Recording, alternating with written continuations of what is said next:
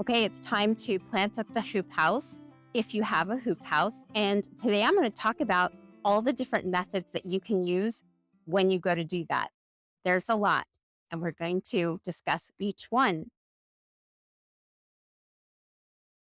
So I'm in the hoop house, and as I've explained to you guys, I have the chickens in here all winter. Like we were really busy last year, and there was a lot of weed, and I just let my chickens in the hoop house all winter long because I don't grow in the hoop houses during the winter because we live in the north, and that's really expensive to heat. So they're in here, and they do a really fantastic job. And you can see that they actually I have quite a bit of debris in here. And normally, I am bringing plugs in here and I'm not seeding. So I would just start to seed, like work the soil and seed right into the soil and not worry about the debris. But I am going to clean this up. So you can see, yeah, you'll have to pop over to YouTube if you actually want to see this. But overall, I'm going to give the hoop house a pretty decent raking. So I've got a hard rake and I just go through because the chickens, I mean, you give them scraps and there's bits of walnuts out here. There's bits of everything. And I could clean this up, rake it all up, and haul all of this debris outside and use it as mulch. Or I could simply burn it. You're going to see that when it's a good time to plant your hoop house, lots of weeds are starting to come up already. So how do I want to go about getting this hoop house ready to plant? And I've got lots of choices, okay? I'm working down to being a small grower, as you all know, but literally I could bring my tractor in here. We've got the big doors. I could bring my tractor in here, get all of this tilled up, make my raised beds, and be ready to go. But that brings up a lot more weed seeds that are in the soil. And I don't really want to do that. I'm also trying to work in a way that I can just be like a one-man show and not have to have a lot of tools because I know that you may not have a lot of tools.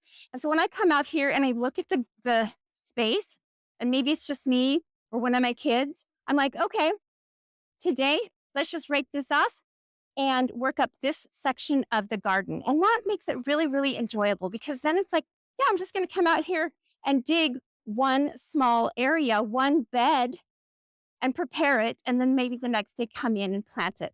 So you can come in here and you can go haul balls and get it all raked out, get it all killed, dig it all up and go for it. You can bring in a tractor. If you have a walk behind rototiller, you can totally do that. I think if you had one of those really small tillers, and this is my raised bed from last year, and I was just going and walking down the aisle and tilling that up, that's fancy. I don't worry too much about the spaces where we will be walking because we're walking there. So I'm not going to sit there and work up those aisles. I'm only going to work up the beds that we're doing. So I could bring in my tractor, start from scratch, but that brings up a lot of weed seed. Okay. Or I could bring in a tiller. Not going to do that this year. I'm just going to actually walk in, break this up, and till the beds up with, I do not even have a broad fork. I'm always so big in the field and with tractors and stuff like that, but literally I just have a garden fork. So after I have swept this up and killed the seeds, I am just going to sit here and go down my bed like this. And it doesn't, just go as deep as I can. Now a broad fork surely is better. I see a lot of gardeners do the broad fork. And when I'm pushing my garden fork down into the soil, and you can see I'm stepping on my bed and moving backwards as I go. But I'm trying to go as deep in the ground as I can. I can actually feel a hard pan down underneath as I do this, as I put my fork into the soil and loosen it. But I'm trying to go as deep as I can. And so I can come in and plant my plants in this nice, lovely raised bed. And I'm not disturbing the soil too much. And this works really good. And I can come out with one or two kids and we'll just knock out this little area. Okay, after I have all my beds made, these raked out, you get to make some more choices. Do you just want to plant and then weed everything as you go throughout the season?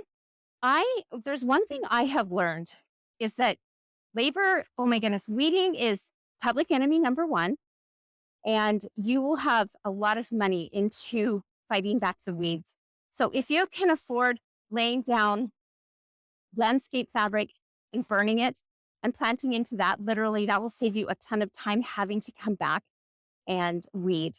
But if you don't have that, you can't afford that. My goodness, the world has been gardening forever without landscape fabric. And so you can absolutely get in here.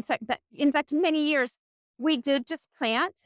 Back in the day, when I would have a big crew, it was not a big deal. I would be like, no, I value the time.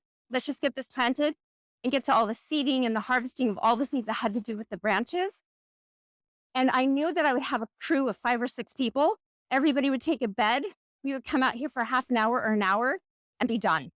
And so that's the choices I made at that point. Now with a much smaller crew, and it may just even be me, I'm like, you know what? I value my time. And I know that when it comes time to actually sell flowers and do those things, and because I'm small, I'm going to go with landscape fabric. In fact, I ordered some the other day from Farmer's Friend because it's already burned. And I'm like, yep, I happen to know that labor is very expensive. So I can buy this because by the time I pay somebody to do the weeding, I literally could have bought that and used it year after year. So in the long run, you actually would be saving money.